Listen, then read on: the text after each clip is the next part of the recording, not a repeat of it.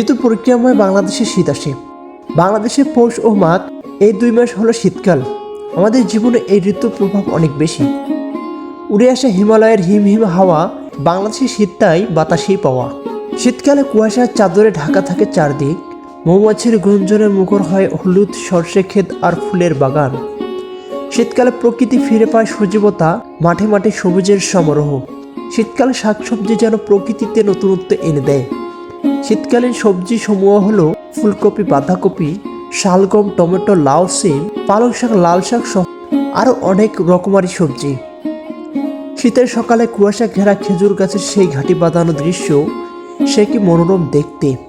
গাছিরা সকালবেলা সেই খেজুরের রস সংগ্রহ করতে বেরিয়ে যায়। প্রতি ঘরে ঘরে খেজুরের রস আর পিঠাপুলির ধুম পড়ে যায়। গ্রামের মানুষের হরেক রকম পিঠাপুলি, ক্ষীর, পায়েস বানাতে ব্যস্ত থাকে। শীতের সকালে চুলার পাশে বসে গরম পিঠা খাওয়ার মজাই আলাদা। অতিথি পাখিরা এক গাছ থেকে আরেক গাছ ছোটাছুটি করতে থাকে। শহরে মানুষ গ্রামে আসে শীতের প্রাকৃতিক সৌন্দর্য উপভোগ করতে। শীতের সকালে মানুষের পোশাকের বেশ চাকচিক্যতা দেখা যায়। বাহারি রঙের পোশাক দেখে চোখ জুড়িয়ে যায়। শীত যেন ফল ফুল পিঠাপুলি শুধু এগুলো নিয়েই আসে না, বরং একটি খেলাও শীতের সঙ্গে সম্পর্কিত, তা হলো ব্যাডমিন্টন। শীতের কুয়াশা মাখা রাতে বিদ্যুৎ সংযোগে বাতির আলোয় ব্যাডমিন্টন খেলা এক অন্যরকম জনপ্রিয়তা। শীতকালে গ্রাম বাংলায় এভাবেই হেলে পড়ে পশ্চিম দিগন্তে বাঁশবনের উপারে। শীত মানে তরতাজা শাকসবজির সমাহার, শীত মানে প্রকৃতির এক অপরূপ বাহার।